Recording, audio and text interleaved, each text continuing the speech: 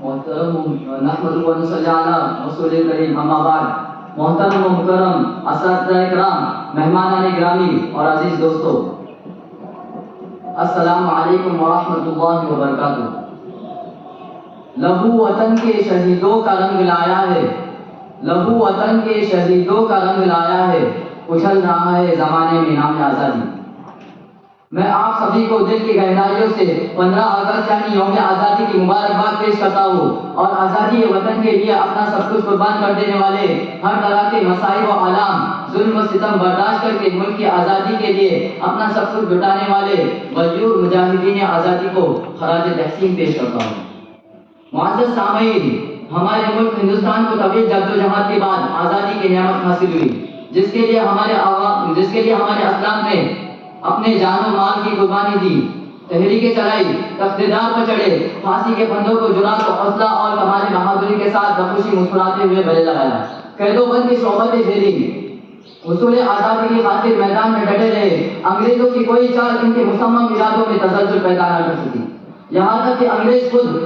15 اگست 1947 کو ملک سے نکلنے پر مجبور ہو گئے، اور 1857 کو اپنے سفر کا آغاز کرنے والا مجاہدین آزادی کا یہ کارواں لاکھوں قربانیوں کے بعد منزل مقصود تک جا پہنچا،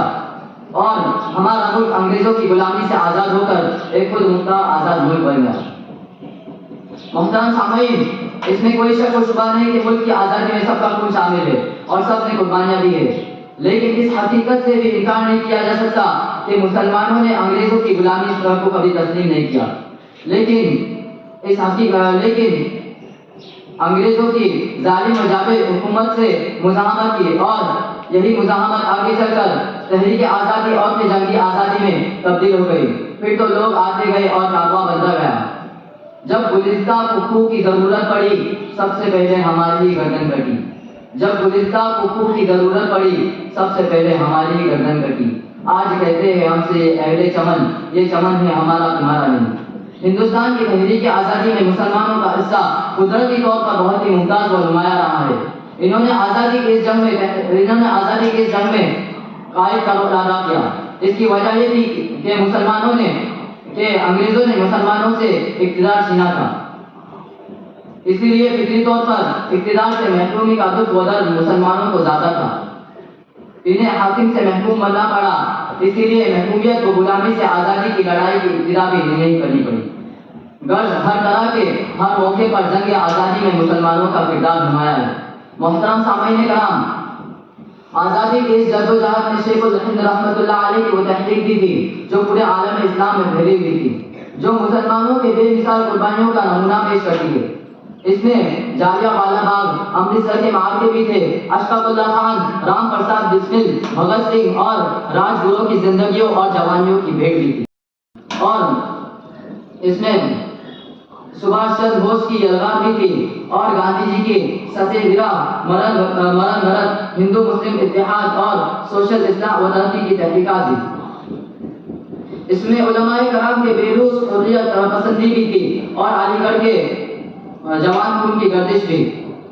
مولانا عبد الباری فرنگی ماہوی، مدن موہن مالوی، مولانا حسین احمد مدنی، رفیع احمد قدوائی،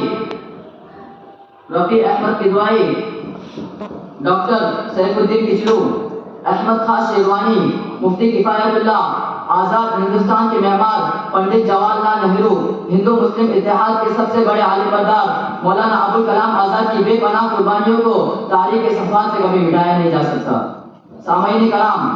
آج ہمیں اپنے آپ سے یہ عہد کرنے کی ضرورت ہے کہ ہمارے آباء و اجداد نے جس آزادی کی خاطر ہمارے آباء و اجداد نے اپنے جانوں کی قربانی دی، ہر حال میں اس کی حفاظت کریں گے، اور ایسا نظام قائم کریں گے جس میں ناانصافی، فرقہ پرستی، بے روزگاری اور عدم مساوات کا نام و نشان تک نہ ہو، اور اس بات کو یقینی بنائیں گے کہ ہندوستان میں خوشحالی آئے، ترقی کے سامراج ہر ہندوستانی تک پہنچے، ہر شخص اپنے آپ کو حقیقی معنوں میں آزاد محسوس کرے۔ وطن کی خاک ذرا ایڑ یا رگڑنے دے، وطن کی خاک ذرا ایڑ یا رگڑنے دے، مجھے یقین ہے پانی یہیں سے نکلے گا۔ وآخر دعوانا الحمدللہ رب العالمین۔